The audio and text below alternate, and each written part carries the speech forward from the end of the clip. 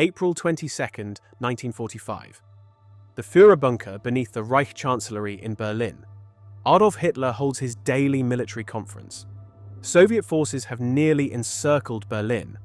The city is being shelled. The Third Reich, which once controlled territory from France to the outskirts of Moscow, has been reduced to a shrinking pocket in central Germany. Hitler orders SS-Obergruppenführer Felix Steiner to launch a counterattack from the north, with Army Detachment Steiner to relieve Berlin. According to multiple witnesses present, including Hitler's secretary Traudl Junge and others who later testified, when Hitler learns that Steiner's force is insufficient to launch the attack, he loses his composure. What follows is described by witnesses as an extended outburst, where Hitler declares the war is lost, accuses his generals of betrayal, and for the first time openly acknowledges that Germany will be defeated. But this wasn't the first time Hitler knew Germany was in serious trouble. This was just the moment he finally said it out loud. The question historians have debated for decades is, when did Hitler actually realize Germany couldn't win? Was it Stalingrad in 1943? The failure of Kursk later that year? D-Day in 1944? The Soviet summer offensive that destroyed Army Group Center? Or did he know even earlier and simply refuse to accept it? This is the story of Germany's descent from the height of its power to total defeat, and the moments when even Adolf Hitler couldn't deny reality anymore. We'll examine three critical turning points: the destruction of Army Group Center in summer 1944, Albert Speer's memo in March 1945, and the final collapse in the bunker in April 1945. These weren't just military defeats. They were moments when the mathematical, industrial, and strategic realities became impossible to ignore. Moments when even the most fanatical true believers had to confront the fact that Germany had lost the war. Let's begin with the defeat that historians argue should have ended the war, but didn't. Part 1. Operation Bagration. The Eastern Front collapses. When most people think about June 1944, they think of D-Day, the Allied landings in Normandy on June 6th. And D-Day was significant. It opened a second front in Western Europe that Germany could not afford. But 3 weeks later, on June 22nd, 1944, exactly 3 years after Germany invaded the Soviet Union, the Soviets launched an offensive that would prove far more catastrophic for Germany than D-Day. Operation Bagration, named after a Russian general who fought Napoleon. The target, Army Group Center, holding the central sector of the Eastern Front in Belarus. Army Group Center was one of Germany's largest formations, roughly 500,000 men in 38 divisions, supported by hundreds of tanks and aircraft. It held a salient, a bulge in the Soviet lines, with the city of Minsk as a key logistics hub. The Germans expected the main Soviet summer offensive to come further south in Ukraine, where the terrain was better for tank operations. That's where they concentrated their reserves. They were wrong. The offensive begins. On June 22nd, Soviet forces launched coordinated attacks along a 600-mile front. The Red Army committed 1.7 million men, over 4,000 tanks, 24,000 artillery pieces, and 5,300 aircraft. The Soviet plan was to use a strategy they'd perfected: deep operations. Break through at multiple points, encircle German units, and drive deep into the rear before the Germans could react. It worked devastatingly well. Within days, Soviet forces had broken through German lines at multiple points. German strongpoints that Hitler had designated as fortified places that must be held at all costs were bypassed and encircled. The city of Vitebsk, held by 35,000 German troops, was surrounded. Hitler refused permission to retreat. The garrison was destroyed. The same pattern repeated at Bobruisk and Mogilev. Hitler's orders to hold in place meant German units couldn't retreat, couldn't maneuver, couldn't consolidate a defensive line. They were surrounded and destroyed piecemeal. By June 28th, 6 days into the offensive, the Soviets had encircled the German Fourth Army east of Minsk. Over 100,000 German soldiers were trapped in the pocket with no prospect of relief. The scale of disaster. By mid-July, when the offensive finally slowed due to Soviet logistics straining to keep up with their advance, the results were catastrophic. 28 of Army Group Center's 38 divisions were completely destroyed. Approximately 300,000 German casualties, killed, wounded, captured. 17 generals captured or killed. The front line had moved 300 miles west. Belarus was liberated. Soviet forces reached the borders of East Prussia, German territory itself. To put this in perspective, the Allies advancing from Normandy after D-Day faced roughly 50 German divisions. Those divisions fought effectively and contained the Allied advance for weeks. At Bagration, the Soviets faced a comparable force and obliterated it in less than a month. The destruction of Army Group Center was proportionally worse than Stalingrad.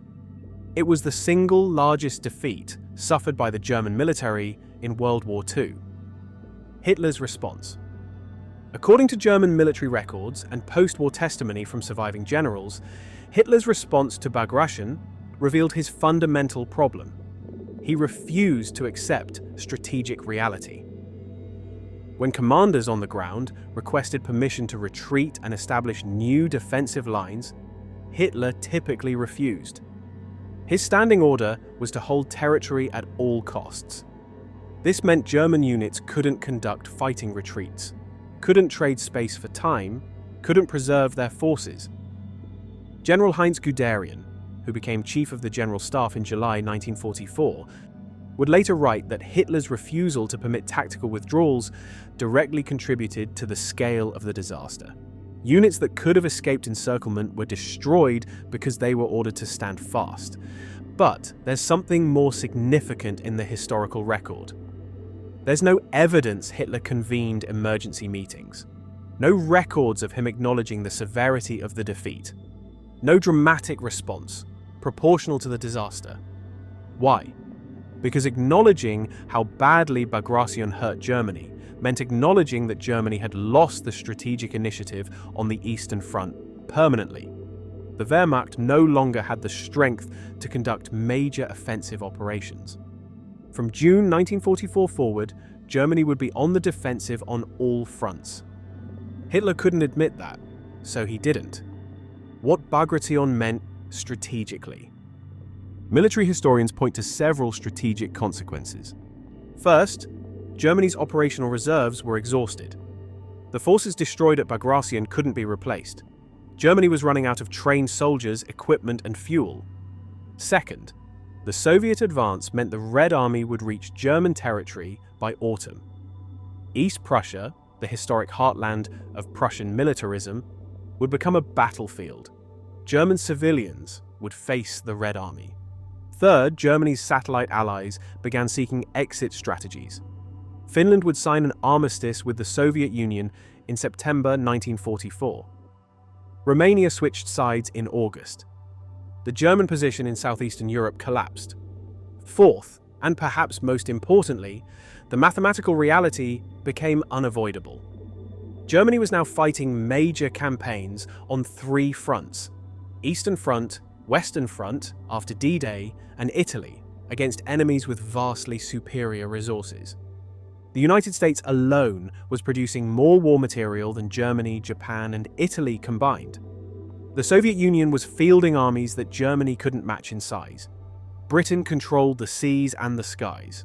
Germany couldn't win. The only question was how long the war would last and how many more would die. Did Hitler know this after Bagration? The evidence suggests he understood the military situation was dire, but refused to accept the logical conclusion. He still spoke of wonder weapons that would change the war. The V-2 rockets, jet aircraft, new U-boats. He still believed the Western Allies and Soviets would fall out, and Germany could negotiate a separate peace. He was wrong on all counts, but he wouldn't publicly admit defeat. Not yet. That would require even more catastrophic developments. Part 2. The Industrial Collapse. Speer's Memo. Albert Speer was Hitler's architect and, from 1942, his Minister of Armaments and War Production. By most accounts, Speer was exceptionally competent. Despite Allied bombing and dwindling resources, he managed to keep German war production increasing until late 1944. But Speer was also a realist in a government of ideologues. He dealt with numbers, production figures, raw material supplies. And by early 1945, the numbers told an undeniable story. Germany's industrial economy was collapsing. By January 1945, Germany's strategic position had deteriorated dramatically. The Ardennes offensive, Battle of the Bulge, had failed, expending Germany's last strategic reserves in the West. Soviet forces had liberated Poland and were advancing into Germany itself. The Ruhr industrial region was threatened by Allied advances. Allied bombing had intensified, targeting oil production facilities, transportation networks, and remaining industrial centers. Germany had lost access to critical resources. Romanian oil fields, Swedish iron ore, which was no longer being delivered, Ukrainian grain. Speer tracked all of this. His ministry compiled detailed statistics on coal production, steel output, munitions manufacturing, fuel supplies. Every metric was declining. On March 15, 1945, Albert Speer delivered a memorandum to Hitler. The document was direct and factual. According to Speer's own account and historical records of the memo's contents, it stated, coal production had declined to the point where steel production would soon be impossible. Transportation infrastructure was so badly damaged that distributing war materials had become impossible. Oil production had effectively ceased, meaning the military would soon lack fuel for aircraft and vehicles. The war was economically lost, and further resistance would only destroy what remained of Germany's industrial capacity. Speer concluded that the war would be lost within 4 to 8 weeks based on economic factors alone, regardless of military developments. This wasn't opinion. This was arithmetic. Hitler's response. According to Speer's post-war testimony at Nuremberg and in his memoirs, which historians treat with some caution but which align with other documentary evidence, Hitler's initial response was rage. Hitler accused Speer of defeatism. He insisted that willpower would overcome material shortages. He invoked examples from German history where determination had prevailed against superior forces. But Speer wasn't arguing about morale. He was stating that without coal you can't make steel. Without steel you can't make weapons. Without fuel, tanks and planes don't move. These weren't matters of opinion. What happened next is significant. Hitler issued the Nero Decree on March 19, 1945, just 4 days after receiving Speer's memo. The Nero Decree scorched earth. The official name was Demolitions on Reich Territory. Hitler ordered the destruction of all military, transportation, communications, and industrial infrastructure that might be of use to the enemy. Bridges were to be blown, factories destroyed, power plants demolished, food stores burned. The order essentially called for the complete destruction of Germany's remaining infrastructure. Hitler's justification, according to those present when he discussed it, was that if Germany was going to lose the war, there was no need to preserve anything for survival afterward. The German people had proven themselves weaker than the enemy, therefore they didn't deserve to survive. This was nihilism disguised as military necessity. Speer's resistance. This is where Speer's actions become historically significant and controversial. Speer recognized that the Nero Decree would condemn the German civilian population to starvation and suffering after the war. No infrastructure meant no way to distribute food, no electricity, no water systems, no transportation. According to historical records, Speer began systematically working to prevent the decree's implementation. He gave verbal orders contradicting Hitler's written orders. He told regional officials to delay demolitions. He persuaded some military commanders not to destroy bridges and facilities. This was extraordinarily dangerous. Hitler had executed generals for less. But Speer apparently calculated that Hitler was too focused on military developments to notice that his scorched earth orders weren't being carried out, or that by this point it didn't matter what Speer did because Hitler had lost the ability to enforce his will. what this reveals about Hitler's state of mind. The Nero Decree reveals something important about Hitler's psychological state in March 1945. A rational leader facing defeat focuses on minimizing harm to their population, arranging surrender terms, ensuring survival. Hitler did the opposite. When told Germany would lose, his response was to order Germany's destruction. This suggests that by March 1945, Hitler had moved beyond denial of defeat into something else. Acceptance of defeat combined with a decision to take Germany down with him. He couldn't win, he wouldn't survive, therefore Germany shouldn't survive either. This is the mentality of someone who has given up, but who won't admit it publicly and won't stop fighting. The industrial reality. By April 1945, the industrial collapse Speer predicted had occurred. The Ruhr industrial region, responsible for 80% of Germany's steel production, was encircled by Allied forces in early April. Fuel production had ceased entirely. The transportation network had collapsed. Remaining factories lacked power, raw materials, and workers. German military units were running out of ammunition. Luftwaffe aircraft sat grounded for lack of fuel. Tanks were abandoned when they ran out of gas. The German military was still fighting, often fiercely, but it was doing so with diminishing means. Each battle depleted irreplaceable resources. Hitler knew this. Speer had given him the numbers. But Hitler continued to issue orders as if Germany still had the industrial capacity to sustain the war effort. Why? Partly delusion. Partly because admitting industrial collapse meant admitting the war was lost. And partly because Hitler had decided that if Germany was going to lose, at least it would lose fighting. Consequences be damned. Which brings us to April 1945 and the final collapse. Part 3. The bunker, when reality could no longer be denied. By mid-April 1945, Germany's strategic situation was hopeless. Soviet forces had reached Berlin and were preparing to encircle the city. American and British forces had crossed the Rhine and were advancing through western Germany. Italy had collapsed. Mussolini would be captured and executed by partisans on April 28th. Hitler's government had effectively ceased to function outside the bunker. Berlin itself was under artillery bombardment. The city's population was sheltering in basements and subway stations. Food was running out. There was no electricity in much of the city. The end was obvious to everyone, except apparently to Hitler. The Führerbunker. The Führerbunker was located beneath the Reich Chancellery garden. It consisted of two levels, the upper Vorbunker and the lower Führerbunker proper, located about 50 feet underground. The lower bunker contained Hitler's personal quarters, a conference room, and quarters for key staff. By mid-April, Hitler was essentially living in the bunker permanently. According to accounts from those present, including his secretaries, adjutants, and military officers, Hitler's physical condition had deteriorated significantly. He suffered from tremors, walked with a shuffle, and appeared exhausted. But he continued to hold daily military conferences, where he issued detailed orders to armies that barely existed anymore. The Phantom Armies.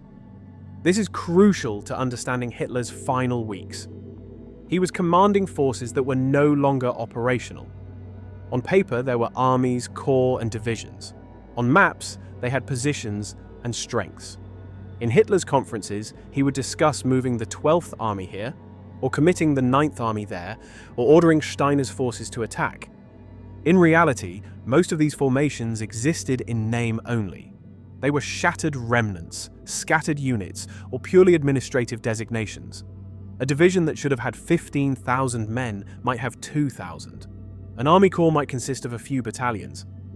But in the bunker, removed from reality, Hitler continued to plan operations as if his orders would be carried out by fully equipped, full-strength military formations. His generals knew better. But by this point, contradicting Hitler was dangerous, and many had simply given up trying to inject reality into the conferences. April 20th to 21st, the birthday and the decision. April 20th, 1945, was Hitler's 56th birthday. It was celebrated in the bunker with a brief ceremony. Many of Hitler's top officials were present and most urged him to leave Berlin, to fly south to Bavaria, where loyal forces might continue resistance, or to attempt a breakout from Berlin. Hitler refused. He would stay in Berlin. Over the next day, Soviet forces tightened their encirclement of the city. By April 21st, Soviet artillery was shelling the city center. The situation was deteriorating rapidly. April 22nd, the breakdown. April 22nd, 1945, is the date most historians identify as when Hitler finally publicly admitted that the war was lost. The daily military conference began in the afternoon. The focus was on the Soviet advance into Berlin. Hitler ordered an attack by SS-Obergruppenführer Felix Steiner's forces, officially Army Detachment Steiner, to strike from the north, break through Soviet lines, and relieve Berlin. Multiple witnesses present at the conference, including General Wilhelm Burgdorf, General Hans Krebs, Hitler's adjutants, and his secretaries, later testified about what happened next. When Hitler was informed that Steiner's forces were insufficient to launch the attack, he erupted. According to these accounts, Hitler went into an extended rage lasting 20 to 30 minutes. He accused his generals of betrayal, cowardice, and lying to him. He declared that everything was falling apart, that everyone had abandoned him. He stated that the war was lost. He said he would stay in Berlin and shoot himself when the end came. This was unprecedented. Hitler had never before openly declared to his staff that Germany would lose the war. According to Traudl Junge, one of Hitler's secretaries who was present, the outburst was shocking precisely because Hitler had always maintained the fiction that Germany would ultimately prevail.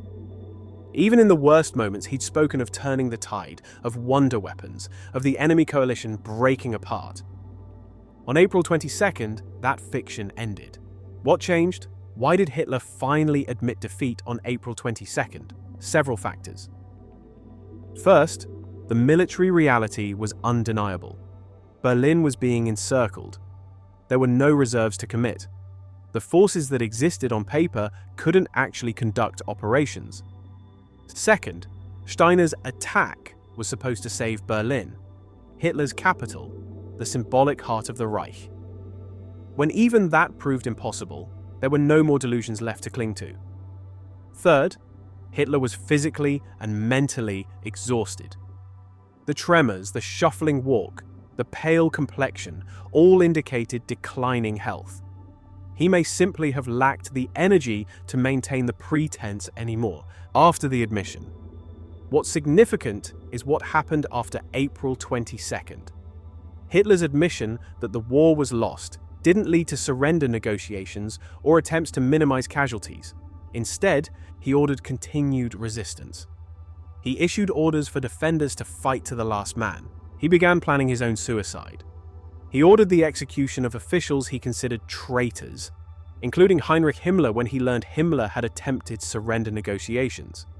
In other words, admitting defeat didn't change Hitler's actions. Germany would fight until it was physically destroyed, regardless of the human cost. The final days. The last days in the bunker are well documented. April 23rd. Hermann Goering sent a telegram asking if he should assume leadership, which Hitler interpreted as treason. April 28th.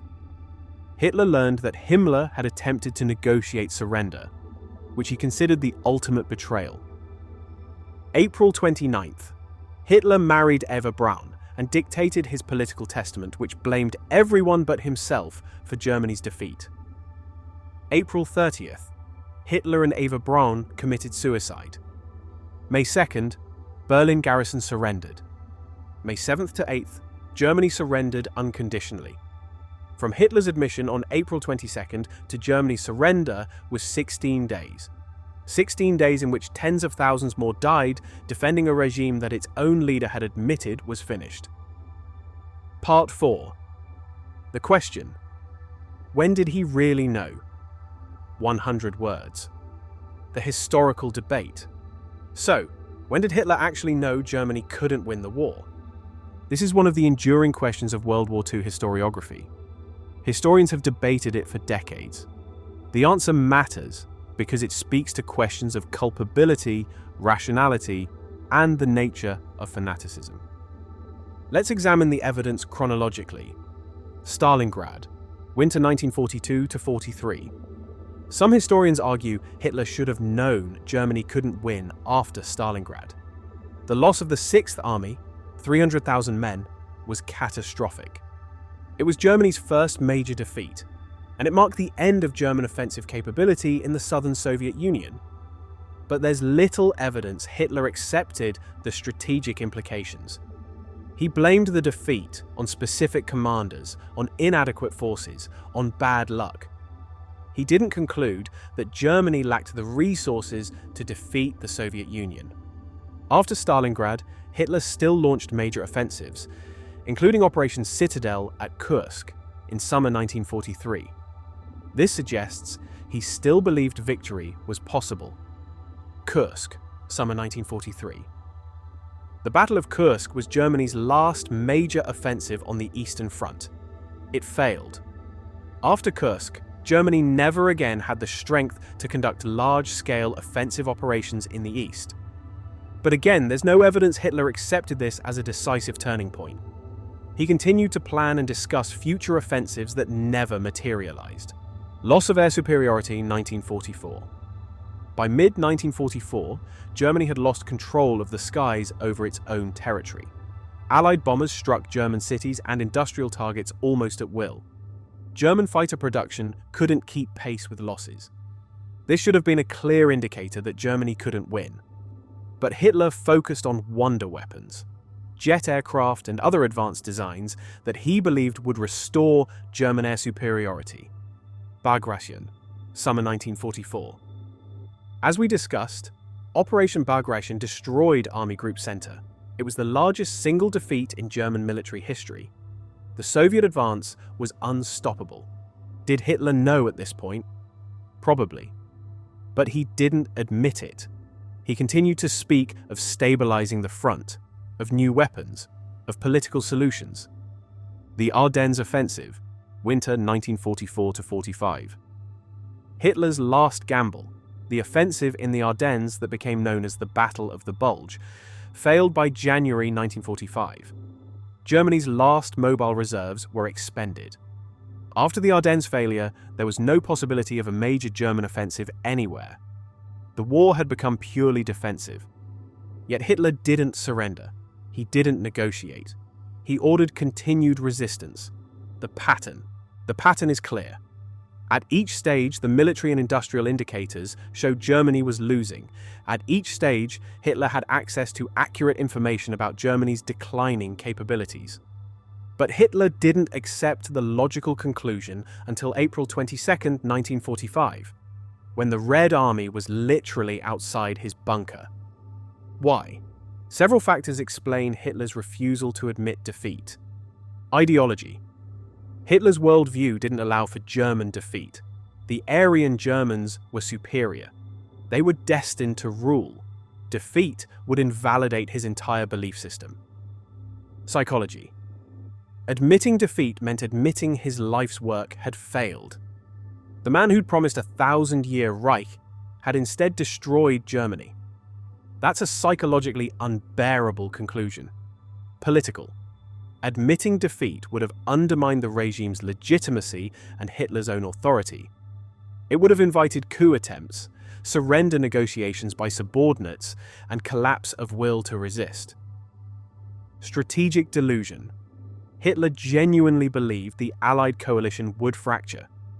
He thought the Western Allies and Soviets would fall out. He expected political developments to change the military situation. The bunker effect. Isolated in his headquarters, surrounded by yes-men, disconnected from reality, Hitler could maintain delusions that anyone on the front lines knew were false. What this tells us. Hitler's refusal to admit defeat until April 22, 1945, reveals something important. Fanaticism can persist in the face of overwhelming evidence. From mid-1944 onward, every rational indicator showed Germany would lose. Militarily, outnumbered, outproduced, losing on all fronts. Industrially, declining production, lost resources, bombed factories. Strategically, no prospect of victory, no realistic war aims achievable. Yet Hitler continued fighting, condemning millions more to death, until Soviet soldiers were literally meters away from his bunker. This wasn't strategy, this wasn't rational calculation, this was ideology overriding reality. Conclusion: the cost of denial, 800 words. The numbers. The human cost of Hitler's refusal to admit defeat is staggering. According to historical estimates, approximately 30% of all German military casualties in World War II occurred in the last year of the war, 1944 to 45. Several million German civilians died in the final months. From bombing, from the fighting, from the refugee crisis as people fled the advancing armies. Countless civilians in occupied territories continued to suffer under German occupation. The Holocaust continued until Allied forces liberated the camps. Many prisoners were murdered in the final weeks. If Germany had surrendered after Bagration in summer 1944, millions of lives, German, Allied and civilian, would have been saved. But Hitler didn't surrender, not after Bagration, not after the Ardennes failure, not even after Speer told him the war was economically lost. He surrendered only by dying on April 30th, 1945. The question of knowledge. So, when did Hitler know Germany had lost? The evidence suggests by summer 1944, he knew Germany couldn't win militarily. By March 1945, he knew Germany couldn't sustain the war industrially. On April 22nd, 1945, he finally said it out loud. But there's a distinction between knowing and accepting. Hitler may have understood intellectually that Germany's situation was hopeless, but he couldn't accept it. His ideology, his psychology, his entire worldview rejected that conclusion. So, he kept fighting. Not because he believed Germany could still win, but because the alternative, admitting his life's work had failed, admitting he destroyed Germany, was psychologically impossible. The legacy. The story of Hitler's refusal to admit defeat carries lessons. First, ideology can override reality. When beliefs are sufficiently strong, people can deny even the most obvious facts. Second, leaders isolated from reality make catastrophic decisions. The bunker, physically and metaphorically, allowed Hitler to ignore what was happening outside. Third, the human cost of fanaticism is immeasurable. Hitler's refusal to surrender when the war was clearly lost cost millions of lives. Fourth, wars don't end just because they're unwinnable. They end when leaders accept that they're lost. Hitler never accepted it, so the war continued until he was dead and Germany was physically occupied. The final irony. The final irony is this: Hitler started the war promising a 1,000-year Reich. He ended it in a bunker, ordering the destruction of Germany itself, declaring that the German people didn't deserve to survive since they'd proven weaker than their enemies. The man who claimed to be Germany's savior became Germany's destroyer. He knew Germany was losing. At some level, he probably knew by mid-1944. Certainly he knew by early 1945. He finally admitted it on April 22nd, 1945. But knowledge didn't lead to wisdom. Admission didn't lead to surrender. Reality didn't change behavior. Hitler knew Germany was screwed. He just couldn't accept it. And millions died because of that refusal. Epilogue. On May 7th to 8th, 1945, Germany surrendered unconditionally. The war in Europe was over. Germany was occupied, divided, and destroyed. Millions were dead. Cities were ruins. Adolf Hitler didn't live to see it. He'd committed suicide a week earlier in the bunker where he'd finally admitted what everyone else already knew. The war was lost. Germany was finished. The 1,000-year Reich had lasted 12 years. And in the end, reality doesn't care whether you accept it or not. It just is.